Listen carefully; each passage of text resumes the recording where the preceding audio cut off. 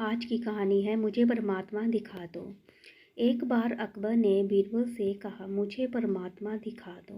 राजा का हुक्म था। बीरबल बहुत परेशान था कि परमात्मा को कैसे राजा को दिखाएं।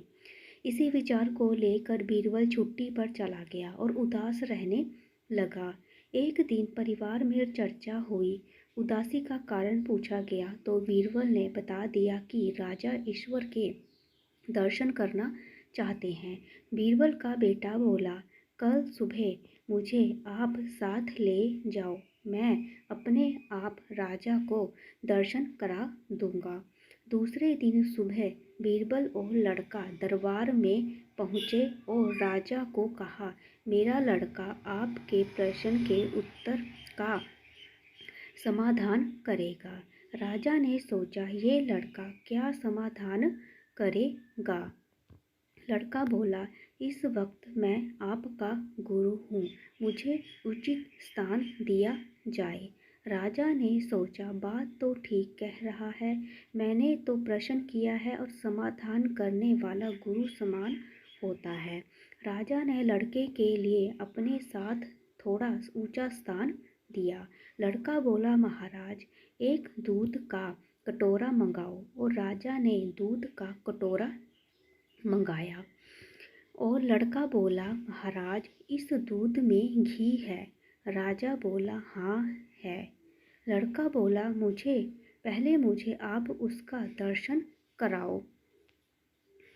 तो राजा बोला, तू मूर्ख है, घी के दर्शन ऐसे थोड़े होते हैं।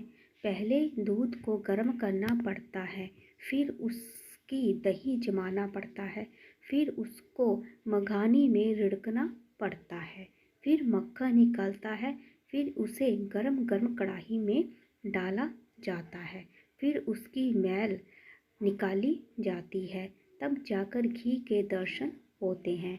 ऐसे ही थोड़े दर्शन होते हैं। लड़का बोला, सही उत्तर है आपके प्रश्न का, पहले इंसान को तपना पड़ता है। लड़का बोला, यही उत्तर है आपके प्रश्न का, पहले इंसान को तपना पड़ता है। वो फिर बोला, उसको जमाना पड़ता है, फिर उसको जमाना पड़ता है, फिर उसकी साधना करनी पड़ती है, फिर उसको ज्ञान की अग्नि में तपना होता है, फिर उस ईश्वर के दर्शन होते हैं। अकबर समझ गया कि और बोला, तू बाइके ही मेरा गुरु है। ईश्वर को जानने के लिए बहुत कुछ करना पड़ता है। वैसे हर परमात्मा में ईश्वर का अंश है और उसी को ईश्वर का रूप समझना चाहिए, तभी सुख की प्राप्ति होती है। ये भी संसार का नियम है। Thank you.